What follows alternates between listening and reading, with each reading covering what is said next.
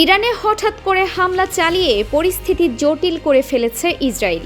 তারপর থেকেই মধ্যপ্রাচ্যে জ্বলে উঠেছে নতুন আগ্নেয়গিরি। সর্বোচ্চ নেতা আয়াতুল্লাহ আলী খামেনির মৃত্যুর ঘটনায় প্রতিশোধ শুরু করেছে ইরান। সেই সঙ্গে ক্ষেপে গেছে ইরানের প্রক্সিরাও। তারাই ইসরায়েলকে যথাযথ জবাব দেওয়ার ঘোষণা দিয়েছে।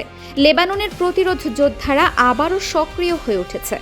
ইসরায়েলের জন্য খুলে গেছে আরও একটি ফ্রন্ট। লেবাননের প্রতিরোধ যোদ্ধারা ইসরায়েলের দুটি গুরুত্বপূর্ণ সামরিক স্থাপনার দিকে ড্রোন অভিযান চালিয়েছে। নতুন এই হামলা ঘোষণা রামাত দাভিদ বিমান ঘাঁটিতে হামলার পর এসেছে। এই অভিযানগুলোর উদ্দেশ্য স্পষ্টভাবে বলা হয়েছে, ইসরায়েলি সামরিক লক্ষ্যবস্তুতে আঘাত করা এবং লেবাননে চলমান আক্রমণের জবাব দেয়া। মঙ্গলবার ভোর 6টা 30 ইসরায়েলের উত্তরাঞ্চলের মেরন ঘাঁটিতে ড্রোন হামলা পরিচালনা করা হয়। এই ঘাঁটি মূলত নজরদারি এবং বিমান বাহিনীর অপারেশন ব্যবস্থাপনার জন্য ব্যবহৃত হয়। প্রতিরোধ যোদ্ধারা জানিয়েছে, হামলায় ঘাঁটির একটি রাডার সিস্টেম এবং কমান্ড বিল্ডিং ক্ষতিগ্রস্ত হয়েছে। এরপর সামান্য সময়ের মধ্যে আরও একটি ড্রোন অভিযান পরিচালিত হয় নাফাহ ঘাঁটিতে।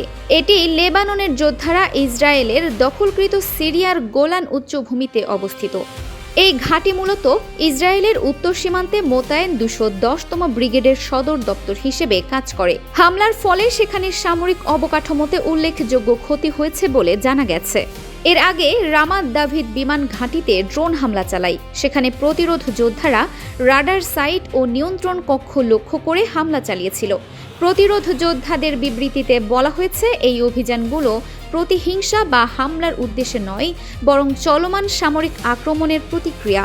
প্রতিরোধ যোদ্ধারা আরও উল্লেখ করেছেন, গত 15 মাসে চলমান উত্তেজনা, হত্যাকাণ্ড, বোমা বিস্ফোরণ ও ধ্বংসযজ্ঞ বিনা জবাবে পার পেতে পারে না। তাদের বক্তব্য অনুযায়ী এসব আক্রমণ শুধু সামরিক লক্ষ্যবস্তুতে সীমাবদ্ধ থাকছে, যেখানে সাধারণ নাগরিকরা কোনোভাবেই ক্ষতিগ্রস্ত হচ্ছেন না। এটি পূর্ববর্তী সামরিক হামলার সাথে একটি বড় পার্থক্য। বিবৃতিতে বলা হয়েছে, কূটনৈতিক ও রাজনৈতিক প্রচেষ্টা ব্যর্থ হয়েছে। এই ব্যর্থতার ফলে প্রতিরোধ যোদ্ধারা সামরিক প্রতিক্রিয়াকে যৌক্তিক প্রতিরক্ষা হিসেবে বিবেচনা করছেন।